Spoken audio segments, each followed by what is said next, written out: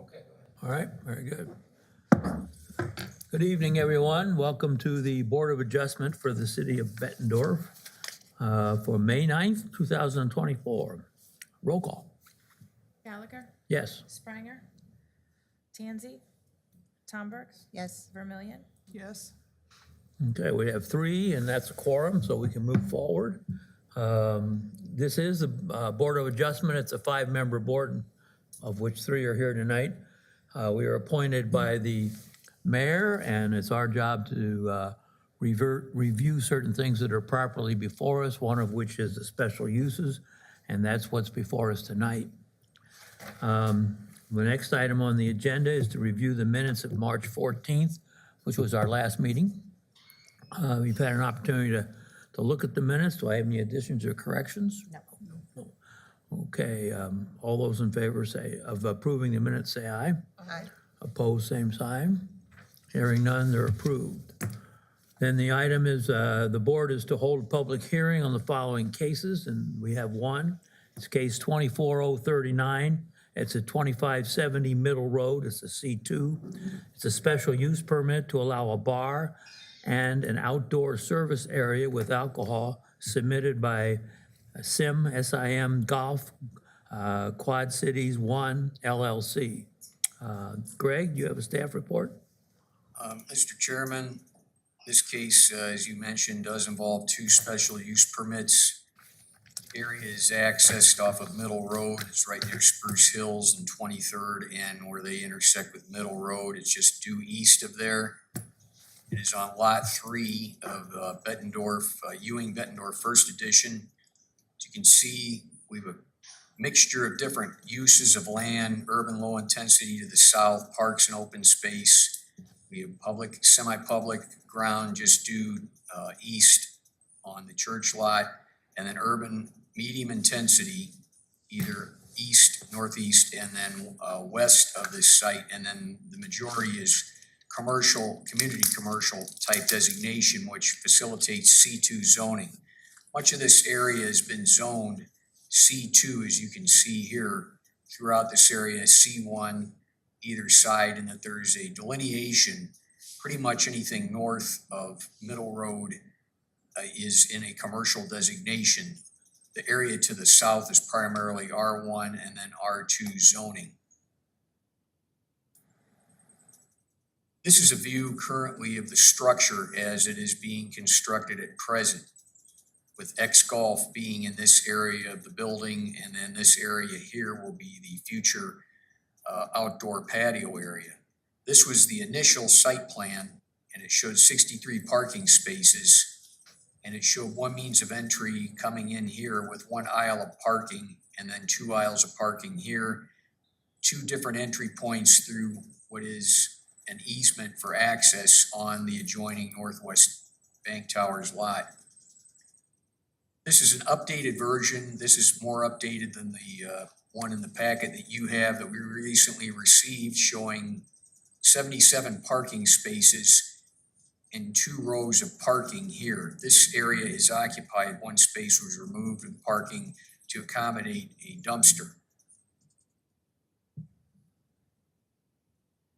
These are how the parking calcs were conducted, showing the area for the golf simulation, the bar, kitchen areas, an assembly area. This gives you an idea to the patio area, and then a total of 55 parking spaces was yielded using the different variety of uses that are contained within the proposed structure. That leaves 22 parking spaces available for the remainder of this building. There would essentially be a unit here, and then these 2 units here, and then everything else below will be contained within X Golf.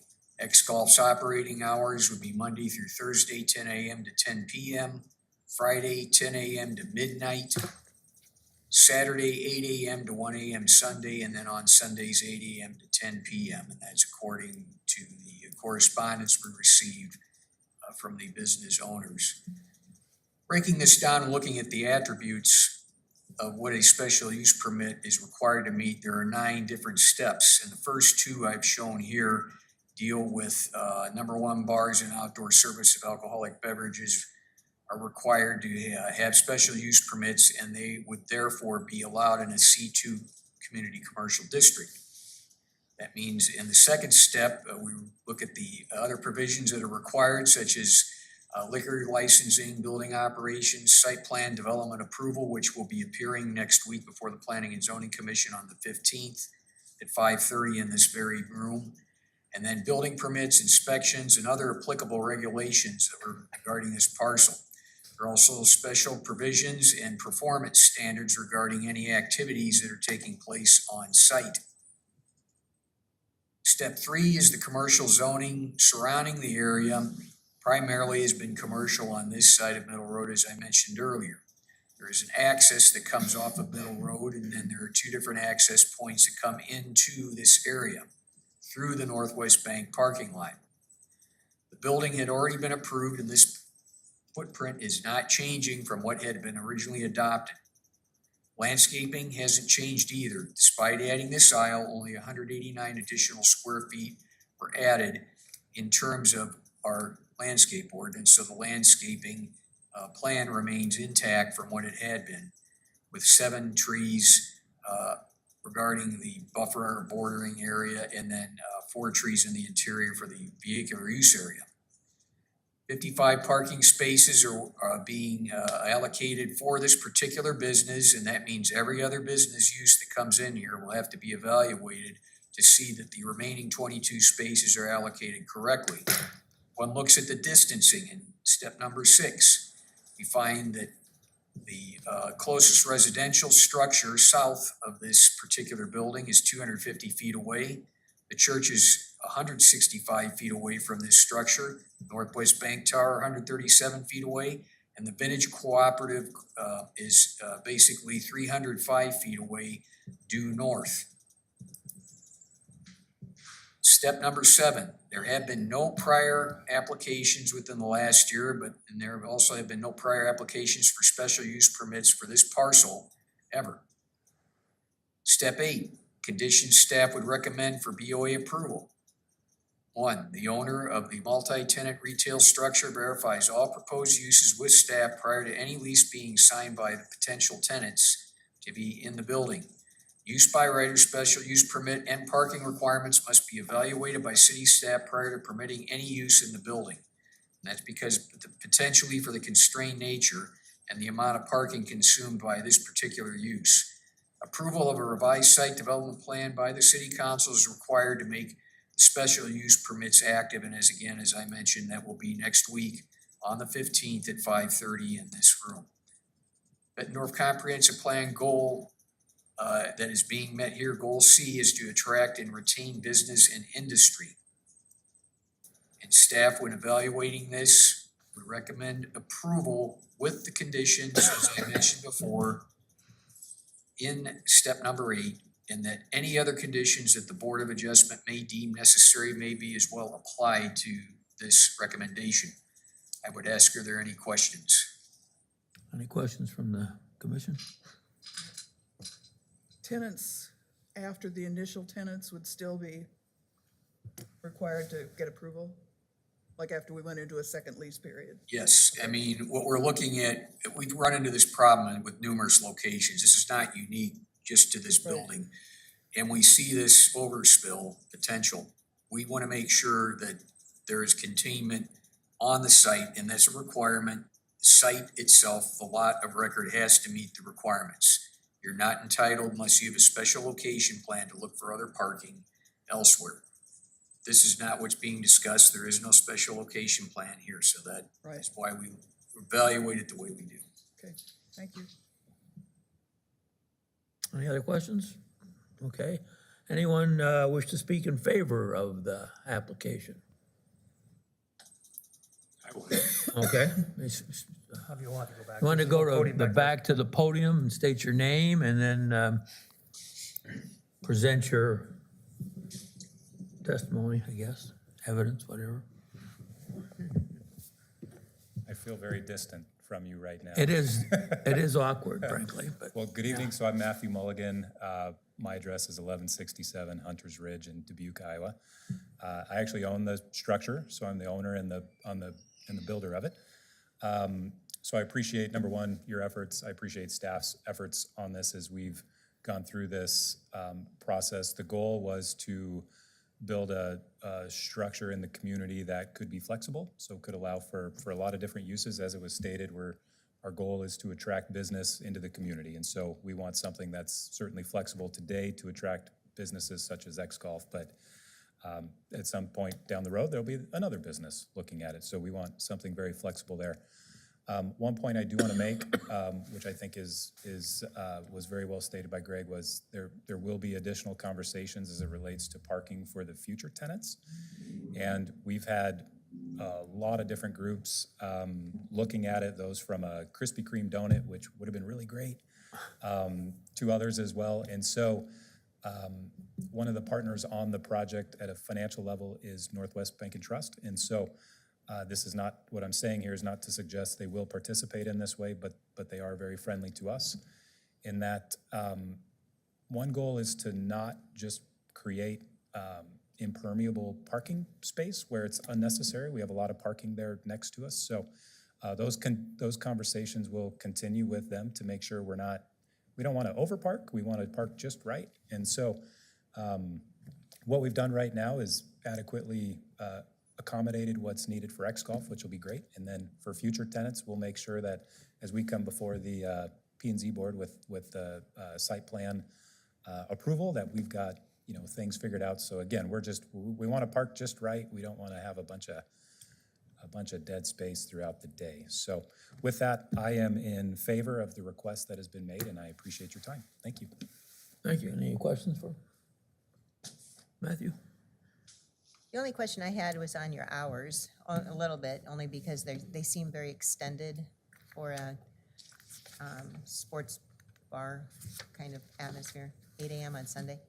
So I am not the owner of the company itself, of the X Golf. However, our owner is here, and maybe, would you like to speak to it, Chet? Sure. Okay. Again, I hate to say, but please go back there so we can get Mr. it. Chairman, if it pleases the board too, it'd be interesting to know if the hours for the golf and the patio Right. Right. were the We're the same. same. That's kind of where I was going with outdoor noise. Good evening. My name is Chet Anderson. I am one of the owners of this X Golf. I do own currently the X Golf in Boise, Idaho. So I can answer hopefully a lot of your questions from an operations standpoint of what it is and what it isn't. The hours, like for example in Boise, right now differentiate very much summer versus winter. It's a very seasonal business. Generally have much longer hours in the winter when people can't play outside across the street from us, and we'll have shorter hours in the summer. So needless to say, the summer is our slow time. The X Golf in Boise doesn't have an outside patio area. Most of them don't. But we viewed this as a way as to maybe make our business more appealing, more neighborhood friendly for people who might want to have a drink other than just to golf. It's not we don't look at ourselves as like a bar. It doesn't attract the crowd of a normal bar. And I'm not trying to speak poorly upon bars, but it's a family friendly environment. We'll have free kids clubs at all times. From like a noise standpoint outside, I don't envision that ever being an issue from a noise standpoint. I'm trailing off. I think you asked the hours. Originally we're at hours. Those are ballpark hours, I would say, at winter time. In summertime, like right now in Boise, I open at 11 a.m., close at 10 p.m. I don't open past 11 p.m. in Boise in the middle of winter. I think midnight is the latest I've seen any X Golfs across the country stay open from a time standpoint. Mark, can you refresh noise ordinance?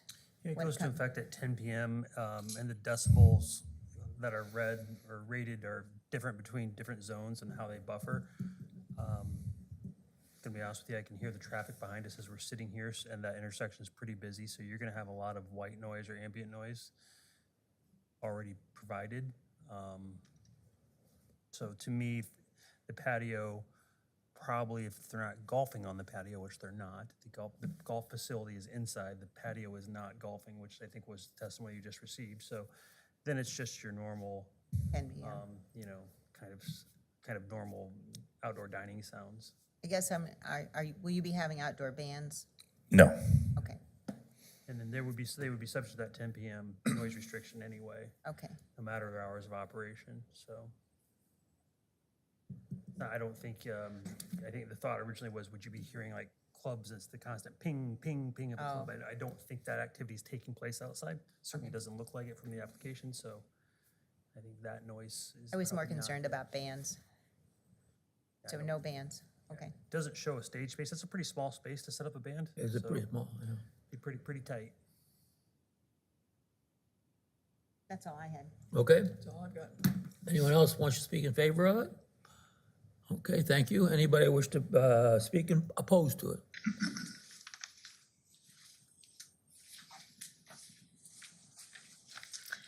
Good evening. I'm Tammy Spidell. I live at 2592 Middle Road, Suite 121. That is the Suites Vintage Cooperative of Bettendorf. And I want to first say, we're not opposed. We just have some concerns that we wanted to share. And so first, I'd like to draw your attention of the application to page 3, item 5, bullet 3, which states that extra ground acquired by the developer from Lot 1, Ewing Bettendorf First Edition, permitted more parking to be added to the east side of that structure. To date, that is not true. There has been no property acquisition. We do not have a signed purchase agreement. We are in negotiation for them to acquire some property, but that has not happened as of today. So while we do intend to sell them property, we haven't reached that agreement. And without that, you're 15 spaces short according to the original site plan. And so we are concerned about that this document does say that that's happened and it has not. The other thing that we are concerned about is this does not occupy the entire building. And as you've already discussed, the remaining parking spaces are very limited. And so if you happen to come our way over the 4th of July, you'll notice there's parking all the way up and down the lane to our parking lot. And we're concerned that some of this would overflow there, which would limit the width of that, would limit the ability for fire trucks, ambulances, et cetera, to get through. So we are concerned about that. We're asking that if you do move forward with the approval, that you do include that provision that they have to acquire this property for this to happen. We see a lot of traffic now racing through down the driveway from Northwest Boulevard north to our property, around and out to where our private drive meets Happy Joe Drive. And we would like some assurances that there's going to be some signage saying no right turns, things of that nature, to try and limit that, because our property is private property and the added wear and tear will fall back onto us to maintain. So again, not necessarily concerned with the proposed tenant. We have avid golfers in our building. I'm sure they're super excited that they're going to have some place to practice over the winter. Just some concerns about what it stated in the application and the limited parking places remaining. Thank you. Would you repeat who you are? Sure, I'm Tammy Spidell. I happen to live at the Vintage Cooperative, so Okay, that's a okay, that's 55 what I and got. better community. I just didn't hear the vintage Yep, part. yep. Okay. Thank you. Thank you, Henning. But if I understand it correctly, they can't move forward without those extra spaces anyway. Yeah, you're right. I think the issue is, can they park the building adequately? They would need 55 parking spaces, if I remember correctly, to park that use, not the entire building, but just that use on that south end. So you might make a motion subject to, parking availability and all the standards, but they're required to meet those standards. I would be a little nervous about requiring someone to acquire certain property, because there may be other ways to solve the parking issue through a special location plan with Northwest Bank or others. They certainly have to meet our parking requirements, however they do it, whether it's acquisition or some other arrangement. Because it sounded like negotiations were with Northwest Bank too, with parking. That was intimated in his testimony, yeah. Right, yeah. But there's more than one option, apparently, It for sounds getting like that, those yeah. spaces. Yep. Okay. And it would be required that they have those spaces before they'd be able to move Right, forward so- with the so- project. Right. Dual processes going on here. So this has come to you before with a site location or a special, I'm sorry, this has come to Planning and Zoning Commission with a site development plan that was approved with restaurant, retail, office concept, because it was built on spec. The applicant came to us and said, hey, just so you know, this is a little bit different than I originally thought of. Right. But I want to propose it to you. And this is actually considered a controlled impact use. So we're going to make that controlled impact use, which is allowable in this district, controlled recreational impact, excuse me. We're going to make that go back through site development plan with planning and zoning. So we have kind of two parallel processes here. And that's yet next week that will happen. The bar portion of this, because it's got a bar in it, and the outdoor patio portion of this, what's before you today. You could look at those separate from X Golf because they really are. And that approval, if you give it today, with whatever conditions you would approve, would only be subject to bar. the site development plan being approved. And you're only talking about a bar Right. and a patio, not necessarily X Golf in particular. If that makes sense. Sorry Right, for the long-winded answer. Has the city ever looked at,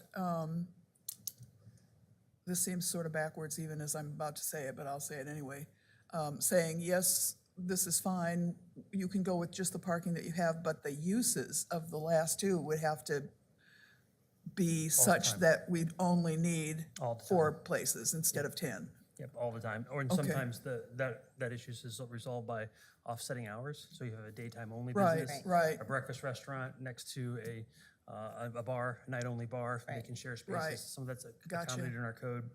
There's certainly potential partnerships here with Northwest Bank, which appears to have a fair amount of parking. For overrun There's and things. possibility of land acquisition that has not occurred yet, but it seems to be possible as well. So I think, conditioning this recommendation or approval, if you make it, on the appropriate parking would make all the sense in the world. Isn't the appropriate parking part of the ultimate site plan it's that's also coming part of up site next development week, plan, so. yeah.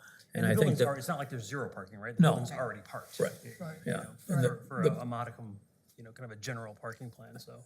the proposal. This use is just a little bit special because those golf bays are parked at 4 cars each, 4 people each. Right. So And it's Chet, right? Chet? Yes. So just to understand what the outdoor bar area is going to encompass is just seating, maybe a TV, Yeah. is there going to be actually a bar out there or bars served from the inside? Bar would just, there's, just the one bar, so. Yeah, the inside bar. That's correct. Okay. Correct. And how many seats were out there? I think there's enough room for 4, I think we have 4 tables at 4, so there's enough for 16 people. Wow, that is small. Very small. The proposal from the staff includes that it's subject to the site plan next week. site plan and the parking constraints are built in. Doesn't that solve doesn't that, Built in, yeah. that solves the parking problem in the sense that they won't get the site plan unless they have adequate parking, so I don't know that we need to put a restriction on it other than That we that, then it goes to site plan. Yeah, I think you're headed down the right path. You have the right to add restrictions if you wanted to, conditions if you wanted to. If we needed to. In your Me ruling. too. My problem is I'm not sure I know what the number is to put in this motion, so I think it just has to go with the site plan as proposed by the state. You wanted to see if anybody else is opposed? Yeah, no, there's still, Yeah.